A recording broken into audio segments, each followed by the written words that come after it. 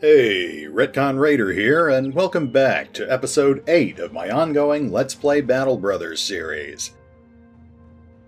Last time, we achieved a couple of ambitions, not the least of which was getting our battle standard. But since we're still short a recruit, I haven't rearranged our battle lines just yet, so that will remain in our inventory. I have, however, re-equipped our soldiers, and I'm currently headed south. We briefly stopped at Gronenberg to drop off the package that we were hired to deliver, but since they didn't have any jobs to offer us, I'm now headed towards Firthwacht and the towns further south. But while traveling, I came across this small band of goblin raiders. Normally I'd avoid them. I find goblins to be more trouble than they're worth, but since we haven't actually fought any in this playthrough yet, I figured I should at least take on a small group of them, just to give you an idea of how well the raiders can handle them. Let me say one thing right away. I hate goblins. That's not an exaggeration. These are quite possibly some of the most obnoxious enemies in the game.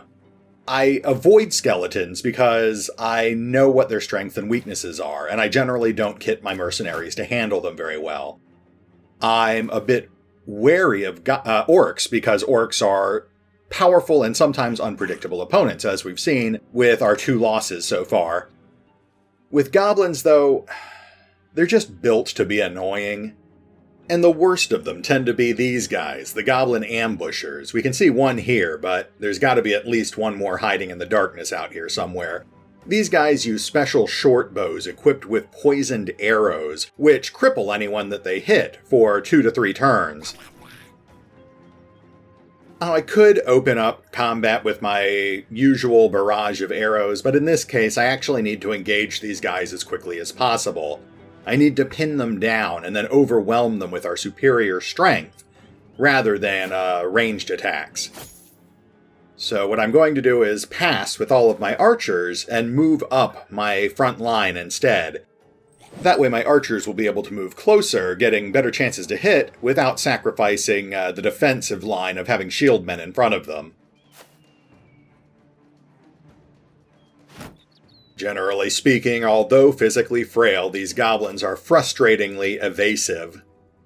They're hard to hit with a lot of attacks, so this battle might drag on for a bit, even though we outnumber them almost 2 to 1. Bring these 2 guys up behind the tree so they have some cover. And the goblins have already begun their own barrage. Now let's bring our archers up, and you're going to quickly see why I need to get my archers as close as possible. It's because these guys have obnoxiously high range defenses. Even at almost point-blank range, I'm generally looking at a 1 in 3 chance to hit. So in a lot of these cases, I'm just going to have to cross my fingers and hope that I can hit extraordinarily low percentage chance shots. Though I may try my luck with some pike attacks. Our archers aren't really well trained with melee weapons either. But they might have a bit better luck with melee weapons. Okay, we landed a lucky shot there. That pierced leg injury will reduce his defenses, so that goblin at least will be slightly easier to hit now. But I have an even better chance to hit this guy. Fox is hands down our best archer right now. So I think I will keep him on his bow instead of using the pike. Not that it did him any good. Oh well. Let's see what these guys do. Alright, so far so good. No one's gotten poisoned. Oof. It's like Siren just took, I think that was a... Okay. And now they've started throwing nets on us. Just one of the many annoying things that they can do.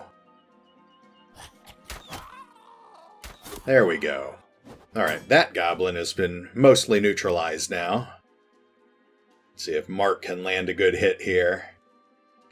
Such terrible hit chances. I guess 32%'s the best I'm going to get. Ah, and there's a pierced chest. Ah, and Fox managed to finish that guy off. Okay, so maybe this won't be as bad as I thought it would be.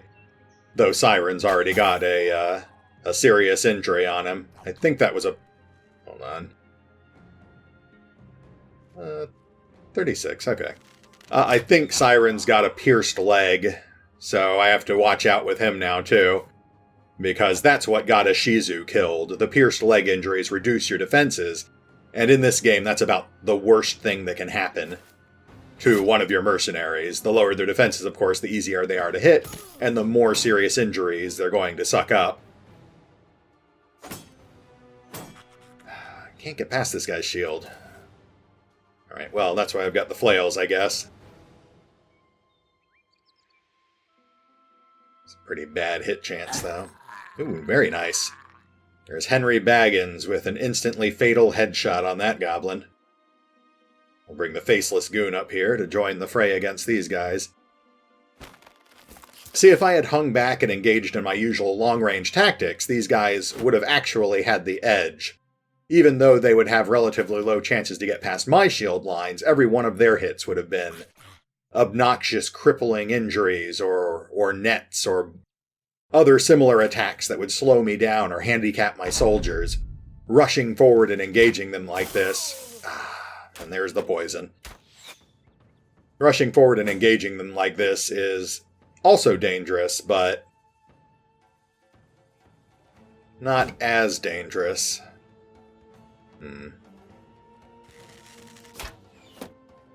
That guy is just effectively tanking my entire north battle line. Alright, let's get Mark Richards under cover. You'll notice, though, that because he's poisoned, it reduced his maximum action points. That means that he can't really do much. At least not yet. But every turn I pass with him, the poison will wear off a little until he can finally use all of his action points again. Ah, very nice. Okay, well, now I can at least engage a couple of my soldiers against that ambusher.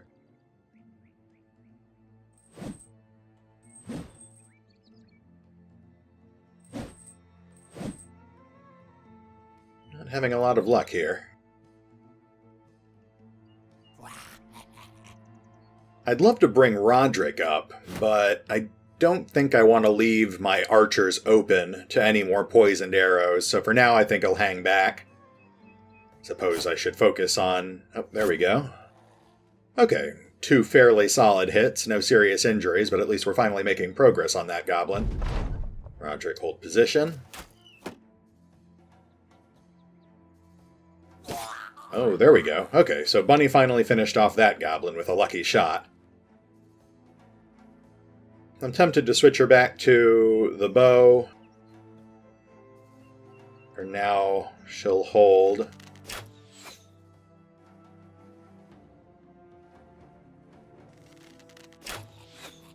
And now I'm just hoping for lucky shots on this ambusher before he flees. But I guess Vlad will just have to do it the old-fashioned way.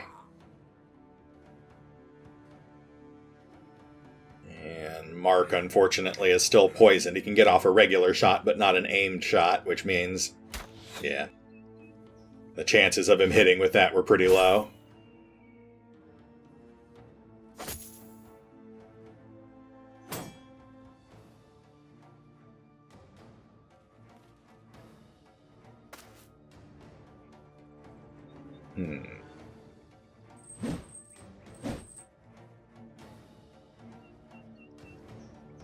But honestly, this is pretty indicative of about how it usually goes when you face off against goblins. The skirmishers slow you down while the ambushers hang back.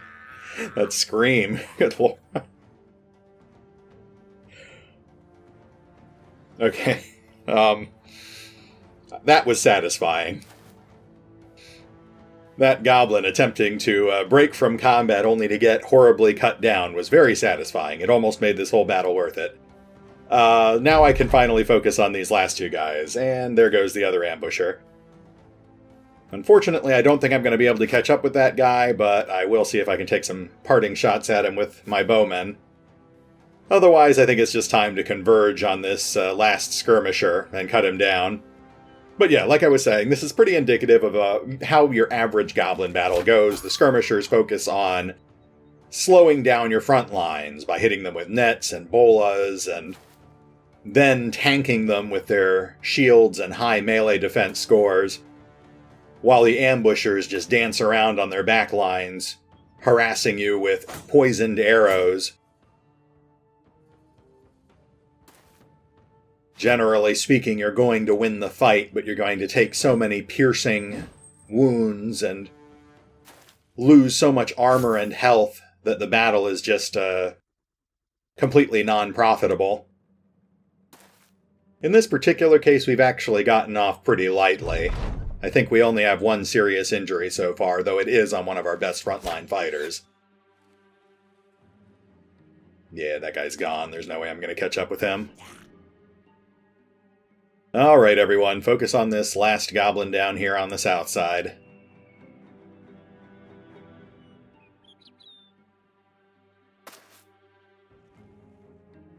I guess I can keep chasing after him with my archers. They may still land a lucky shot, though the odds are against them.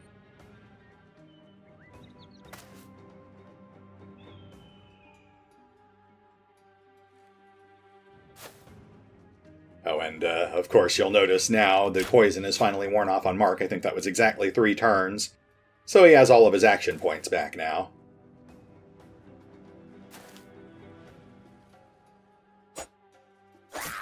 And there he goes.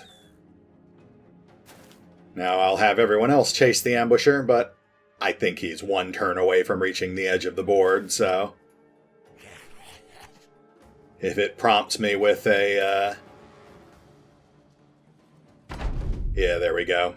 It's over. Alright, we won that fight. Siren did suffer a pierced leg muscle, which, like I said, gives him some nasty penalties. And here's the other problem with fighting goblins. They just don't drop much in the way of loot that's worth taking. I mean, we've got some light supplies here, but I could have gotten this stuff fighting bandits. I guess the notched blades aren't terrible, at least for this stage of the game. They're a slight upgrade on the plain knives some of my men are using, but a normal dagger outclasses them. I'll take the notched blades. The rest of this stuff is just going to be sales fodder. I'm not going to get any use out of the cruel falchion or the spiked bolas. Okay, so with the goblin menace quelled, I'm going to continue heading towards Firthwacht, and then from there, I'll continue on to Gronenfest and the nearby town of Wiedemark, both of which have armorers. And that is because our current goal is to find a better helmet for the Goon. And we're back. We've just passed through Firthwacht and stumbled across this small stronghold, which you can't see it now, but it was full of undead, so I decided to ignore it. But I did spy this group of brigands on my way to Gronenfest. We outclassed these guys pretty badly, but I thought it might be a good chance to get some more much-needed supplies. I've had a few viewers suggest that I adopt some more aggressive tactics in battle, and I agree. I think it's about time I started weaning myself off of the use of spears, so I've kitted our front lines out for an armor harvesting run. I'm going to see if I can get some more helmets, some better armor, and hopefully some nicer weapons. I'd really like to see some raiders with good two-handed weapons, because I think it's time to start working some great swords or great axes into our ranks. Unfortunately, these guys don't look like they have much to offer. That elevated terrain could be a bit problematic. They're almost certainly going to try to stick to that. So what I think I'm going to do is arrange my battle line diagonally so that they can't just wait for me on the elevated terrain. Let's see, how can I do this? My archers will pass, waiting for them to draw closer.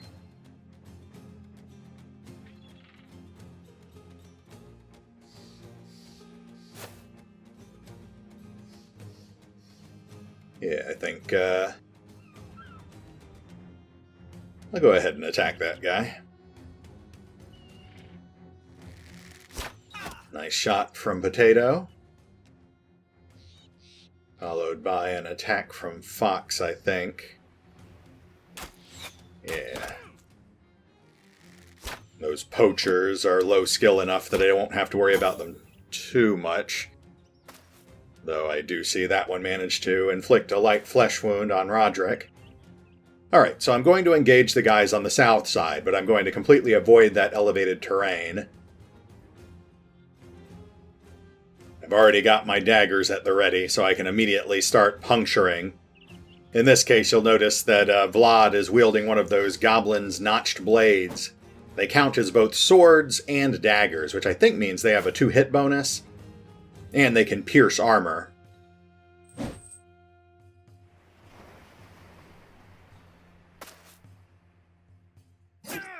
As Rondis just clearly displayed there, as he pierced that brigand raider's hand.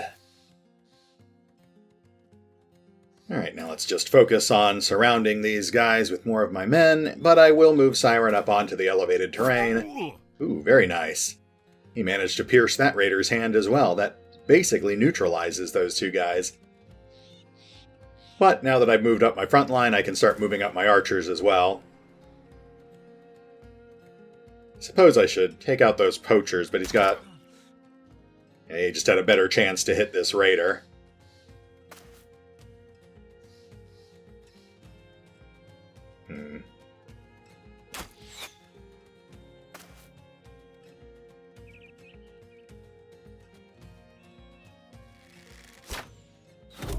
Ooh, a punctured lung.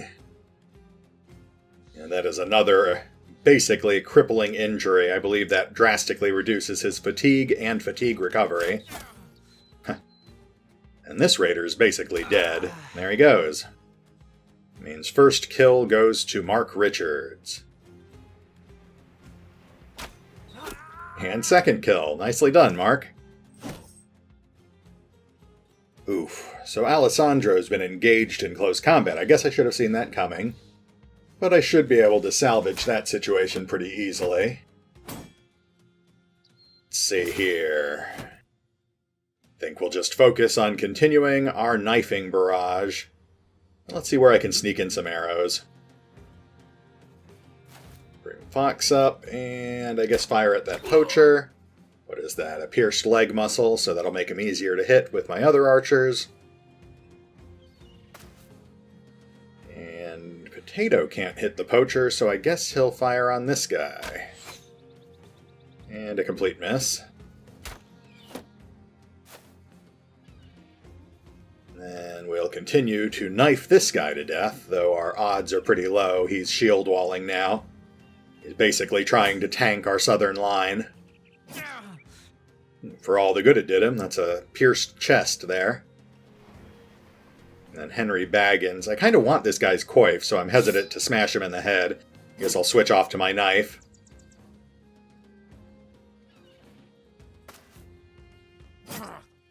Ooh, and another pierced hand injury. 1 in 4 chance to hit.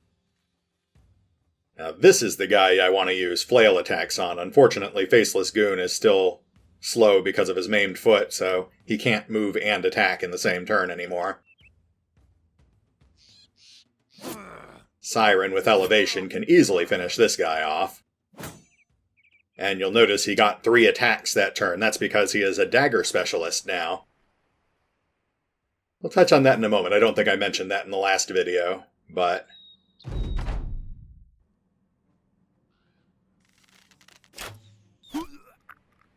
Alright, that takes care of pretty much everyone except for these 2 raiders, and this one's ready to run away. Not, of course, that I am going to give him the chance.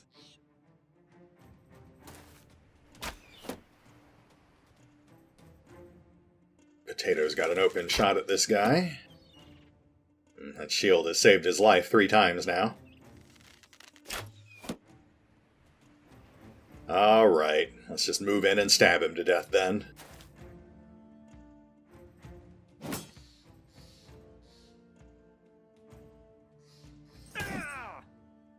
There we go. That's a broken nose. That's reduced fatigue recovery, and that's death. That's reduced everything. That just leaves us with this one last guy. And the second he tries to run, he's going to get stabbed to death by a whole mob of mercenaries. Actually, Siren might be able to finish this off right now. That fatigue finally caught up with him. But that's fine. Looks like the raider finally tried to run, and he is done for. Let's see here. Rhonda's just hit level 5. Henry Baggins just hit level 5. So did Roderick and Mark. It's 4 characters hitting level 5. Not too shabby. As for loot, it looks like we got some more chainmail, always useful. And some leather lamellar armor. As well as a couple of halfway decent helmet upgrades. And some more flails. I can certainly use those, especially if we're going to wean ourselves off the spear wall tactic. Alright, so I guess we'll continue heading south towards Groninfest. I will be taking care of the level ups off screen, but just real quick to get back to what I said earlier. When Siren hit level 5, I went ahead and gave him dagger specialization. It gives him the ability to attack with daggers 3 times per round, but also reduces the fatigue cost for making those armor-penetrating attacks. I'm probably going to give it to the rest of our frontliners, but give me a moment to look over everything here. But just outside of Gronenberg, this event triggered, so let's give it a look. A hint of murmuring grows louder and louder until you can no longer focus. You put your quill pen down with the sort of energy the ink bottle can take without breaking, and step out of your tent.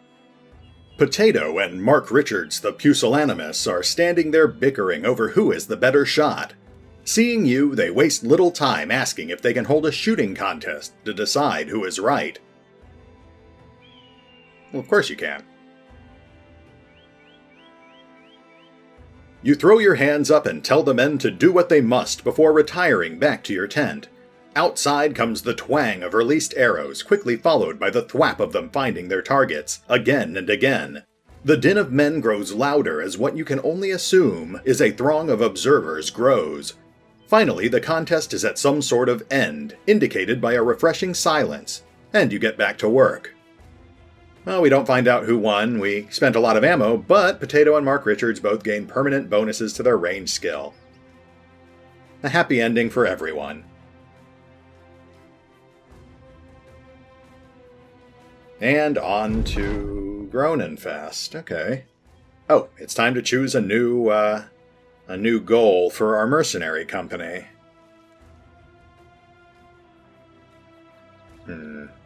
I think it's time to choose a sergeant for our company. And honestly, I think I already know who it's going to be. At any rate, here we are in Groninfest. I'm going to go ahead and take care of that off-screen bookkeeping like I said I was going to. So we will be right back. And welcome back. Quite a bit has happened since we paused the episode. We passed through Groninfest and Wiedemark, and we have headed up towards Groninfest on a delivery mission. But en route, thieves stole the cargo we were supposed to deliver to Holnisland, I guess is the pronunciation there. So I have now found my way to Sharpblade's ambush. Just to catch you up with what's happened since we paused the episode, we picked up the King of Yellow, a cocky and determined young butcher. Now I wanted to get a cultist, but sadly I just couldn't find one, so I'm afraid that King is going to have to settle for being a bloodthirsty butcher. You'll also notice, of course, that the Faceless Goon is sporting a stylish new reinforced chain helmet that we picked up while passing through one of the towns further down the road. It's not quite as stylish as his mouthpiece, but it should keep him alive longer. And a big congratulations to Henry Baggins, who not only is now our standard bearer, but has also picked up the Rally the Troops perk, instead of dagger specialization like the rest of his brothers. Although the event hasn't procced yet, he is on track to become our company's sergeant. At any rate, that's enough of that. Let's get in there and get back that stolen cargo.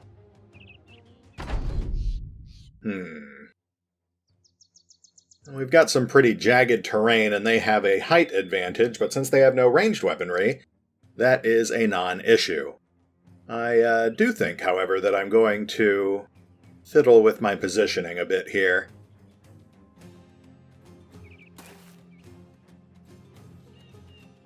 First things first, we're going to watch where they're going.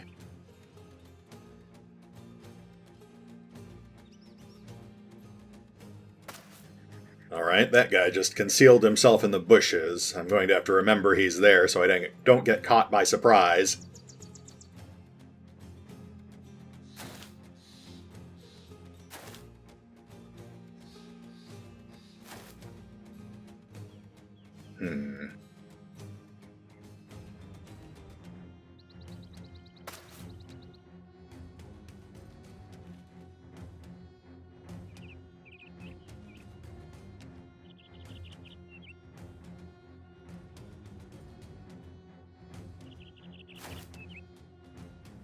Okay, I don't see any particularly dangerous weapons out there. This should be a pretty easy fight. I think we're going to set up our spear line here, but I'm going to move the archers back one space onto elevated terrain. That way they'll get a slight bonus when firing at these guys in lower positioning.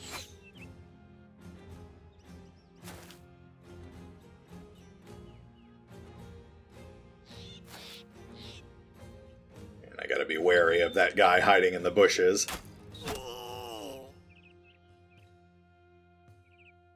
Bunny, hop up here. Very nice. That guy loses an ear. Fox, our deadliest marksman, will continue firing on that guy. It's a pierced hand. Very nice. Let's move Potato up next to Mark. Those two are establishing quite the rivalry. Fire on this guy. No luck there.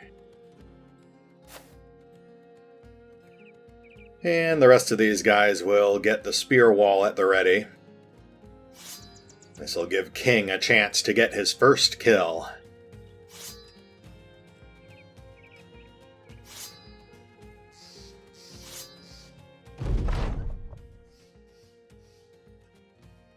And now it's time for our second barrage.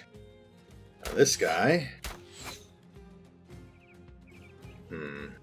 This guy's our easiest target. He has no shield and he has very light armor, so... If I can actually land a hit on him, I should finish him off in just 1 or 2 hits. There we go. Alright, looks like one of the brigand raiders has broken Rondis' side of the spear wall. Oh, and there is yet another pierced hand. Now I could have Fox finish that guy off, but I feel like I should use his second attack on one of the slightly harder targets. There we go. And that will give one of the other archers a chance to get some easy XP. Potato. Come on, man. There's Siren. Even with his leg wound, he's still fending off all comers on the north side. South side's looking a bit overwhelmed there, though. But I think Faceless Goon can help with that. That's one down. In fact, let's just start maneuvering the rest of these guys a little more aggressively now, I think. We'll split their lines on the north and south. Actually, King is still a rookie. I shouldn't overextend him yet. Roderick, on the other hand, is well-tempered enough that I can throw him into the fray, so let's go ahead and move him to their back line. Start harassing this other raider. Very nice. Torn ears aren't particularly debilitating injuries, but it reduces their initiative and their morale, so it's better than nothing. We'll hop Siren up onto this elevated terrain here. He'll go ahead and continue fending off all comers. But, of course, that guy took the opportunity to rush right past him. Ooh, just landed our first hit with the banner. Ooh, and that's a crushed trachea there. That's a pretty nasty injury.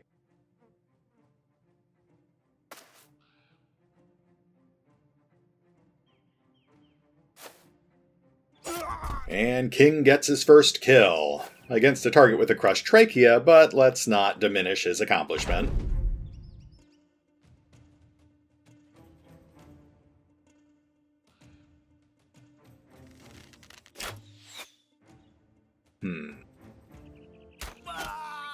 And at this point, I think it's just mopping up the riffraff. These guys are pretty much done. Actually, it says there's 3 left, but I only see 2 on the battlefield. Is one still hiding in that bush? What am I missing here?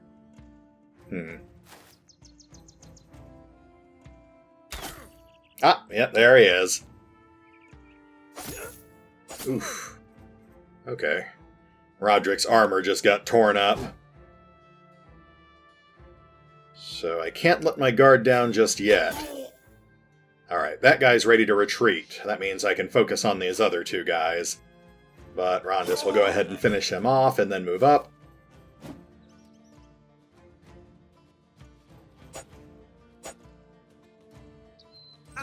Ah, there we go. Okay, Faceless Goon finishes off the second to last of the Raiders, and I think that just leaves us with this one thug. Yeah.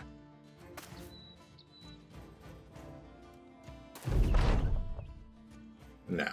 We are not letting him run away.